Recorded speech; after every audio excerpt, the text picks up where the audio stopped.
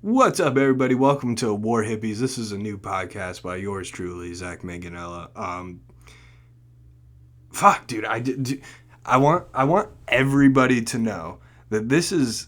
I've never done a podcast before, so I have absolutely no idea how to do a podcast. I am 1,000% unqualified to do a podcast, but it's the 21st century. We're ending the decade of 2010 and we're entering a new decade, and I feel like this is the perfect time to start a mediocre podcast. This podcast sucks, but there are a lot of really good podcasts about music. So before you listen to this, I would suggest that you stop fucking listening to this because this is garbage, and you should go listen to one. There's one podcast, it's called Your Favorite Band Sucks. That is a really fucking good and funny podcast.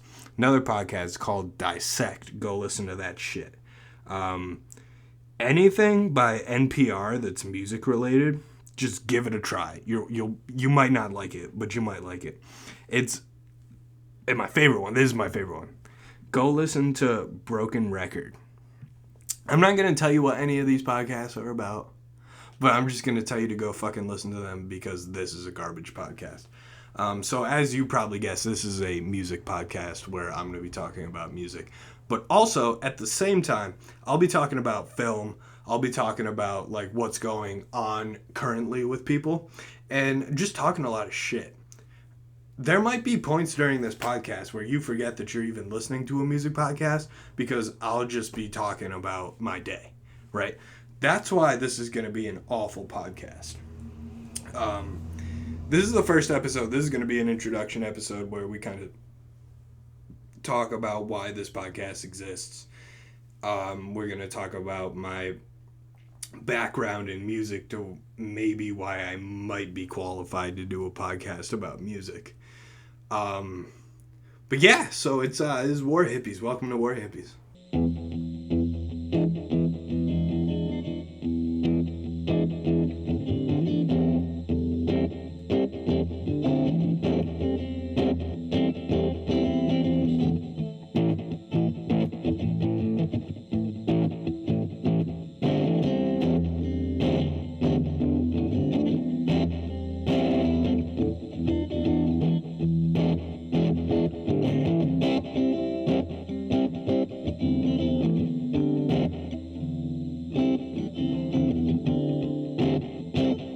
Ever since I was a little kid, I've always been obsessed with music. Always loved The Who, loved the Beatles, loved the Rolling Stones, all the British bands, all the big British bands. Not because they were the best bands ever, but that was just what I was listening to at that time. And that, like a huge duration of my childhood, also was really into Rush, Janis Joplin, Jimi Hendrix, all like that stuff. I didn't listen to any modern music because when you're a kid you kind of just subjected to what your parents listen to, and that's what my mom listened to.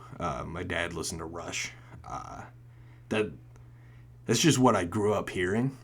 I don't think anybody's really qualified to have a deep opinion on music until they're like 25. And I say that because you spend so much of your life just like hearing, you'll hear music in movies, TV shows, all that kind of stuff. It takes a long time to get a valid understanding of music. And I think that's the great thing about music is that maybe you never really will understand it. I remember being a little kid in a record store. It might have been like Pennsylvania. It was probably in Pennsylvania because I was with my grandmother and I bought this Beatles double live record live at the BBC. You might know about it, you might not. It's on Spotify, I'm pretty sure. But man, I listened to the fuck out of that album. It was 2 discs. I still have it. And it was all just live. It was like a lot of covers and stuff. And that was my introduction to the Beatles. And I want to say I was like 6 or 7. Now, by the time most people are 12, at least at that time, this was around like 2005, 2006. Most people probably knew who the Beatles were. And I wonder, like, the kids being born now with the music now, if they still are going to be as obsessed with the Beatles as most people were. And that's what I love about the Beatles, is they're the kind of band that is so timeless. And, you know, we still have Ringo and Paul alive currently. I wonder what it's going to be like when they're both dead. If, like, 30 years from now, even now, kids are still going to be listening to the Beatles. And I think, I mean, it varies from culture to culture. I'm sure that you could walk down the street and find, like, some random kid in some random high school who doesn't know who the Beatles are. And I don't know, it just blows my mind. But that's one of my first musical memories. But before the Beatles, it was The Who that I really, really liked and still do. So when I was younger, I was listening to all of that kind of stuff.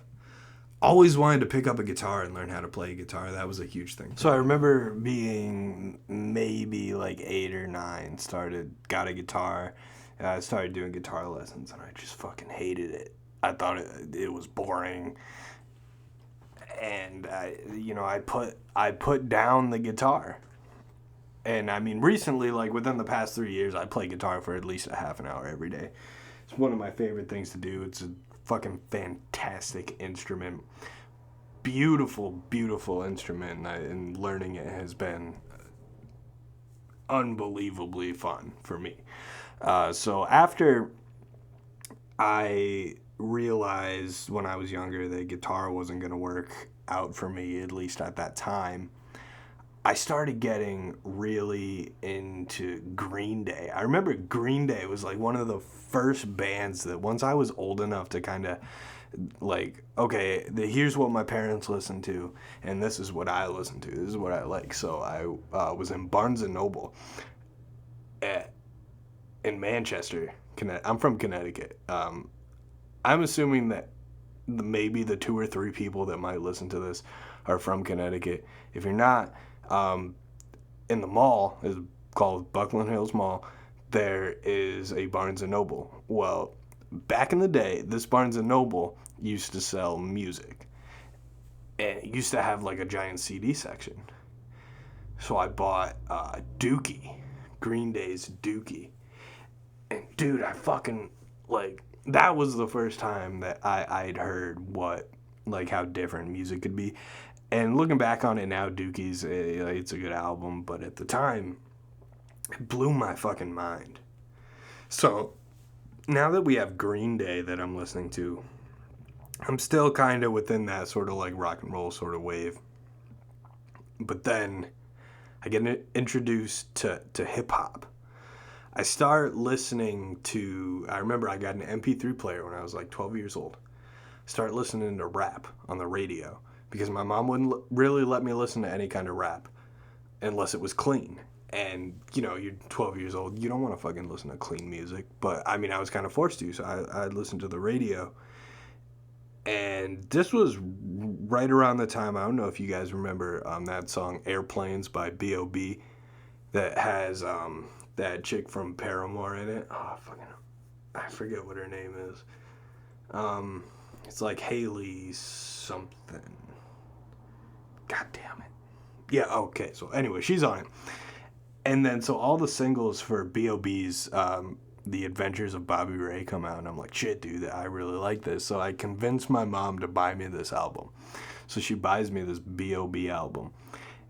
And it's got like hella features on it and stuff. And Lupe Fiasco is one of the dudes who's featured on it. And I like that. So I start looking into Lupe Fiasco. I'm like, all right, who's Lupe Fiasco? And then that leads me to his Lupe Fiasco's second album, The Cool. Excuse me. And it works out right around this time because this is right when he's working on his third album, Lasers. So he's still relatively new. He's got this single on the radio. It's called The Show Goes On. And that starts getting really popular. So I'm sort of like riding this new wave of poppy rap. So this is like Lasers comes out. I already have this album. I got it on iTunes, but I want to listen to more, so I get The Cool, his second album. And I'm telling you, that blew my mind. One of the first songs on there is called Go Go Gadget Flow. And this fucking song, I listened to it for the first time with my grandmother in my grandmother's car because and this was at another Barnes & Noble. Barnes & Noble used to be the spot to buy music. And I get this album at Barnes & Noble. And we're playing it in the car with my grandma. And that, I think if I could pinpoint the one moment I really fell in love with hip-hop, it was when I listened to that album. So I listened to that, and I was like, shit, dude, I love this. And then it was just all hip-hop for the next 5 years. That's all I listened to was hip-hop. And right around like 8th grade, right when I'm getting into The Cool, I'm getting into The Adventures of Bobby Ray, B.O.B., and then all this other stuff. I'm also starting to listen to Eminem at this time. I'm trying to remember what else I listened to.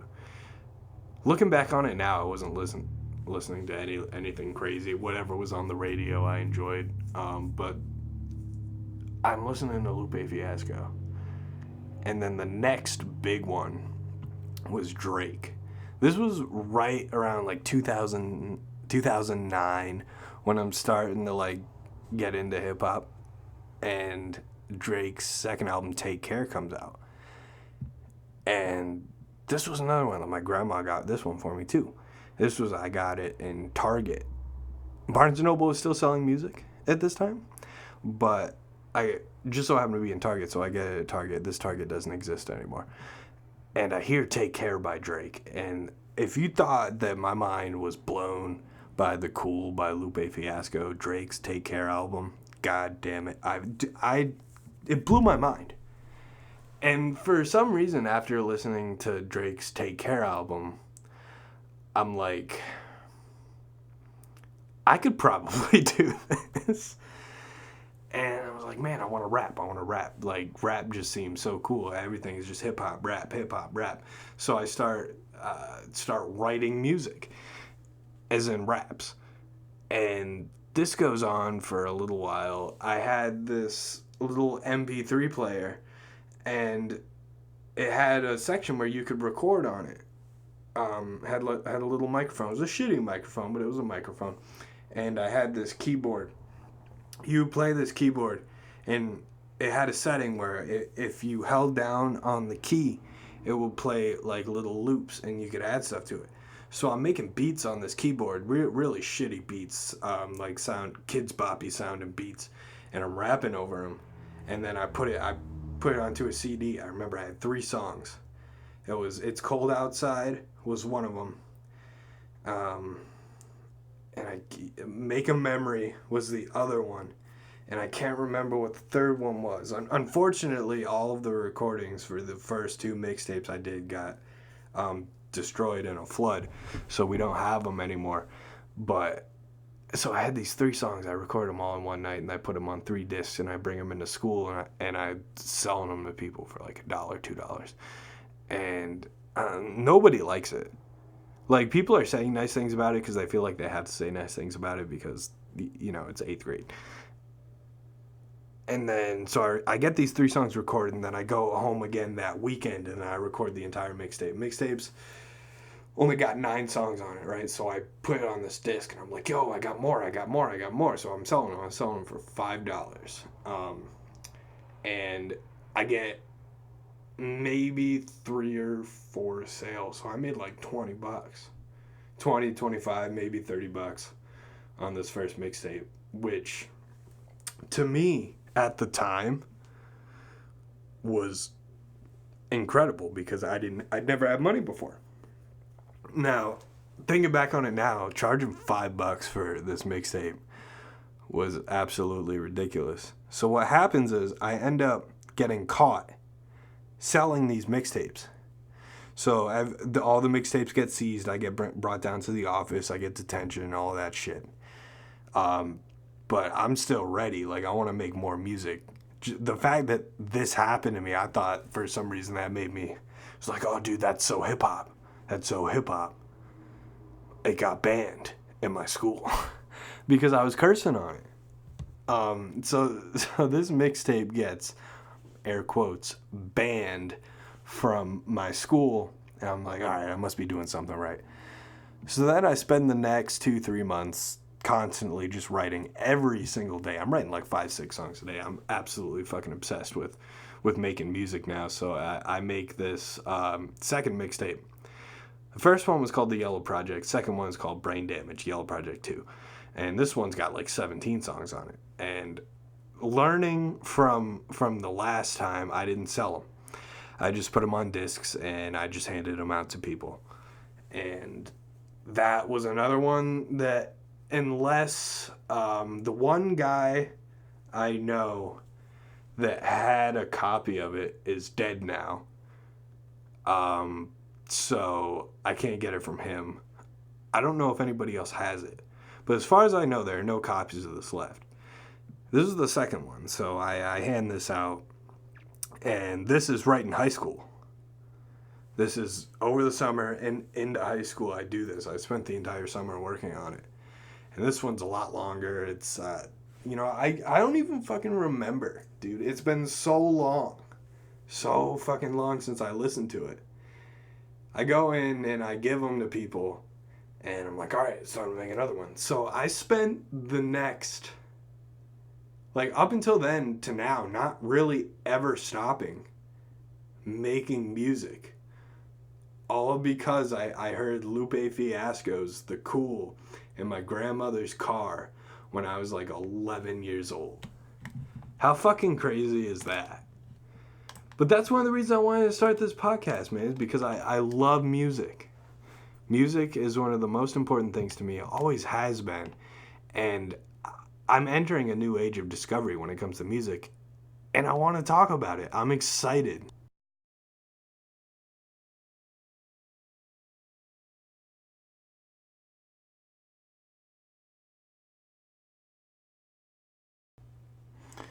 Yeah, man. So that's a little bit about me and my history with music.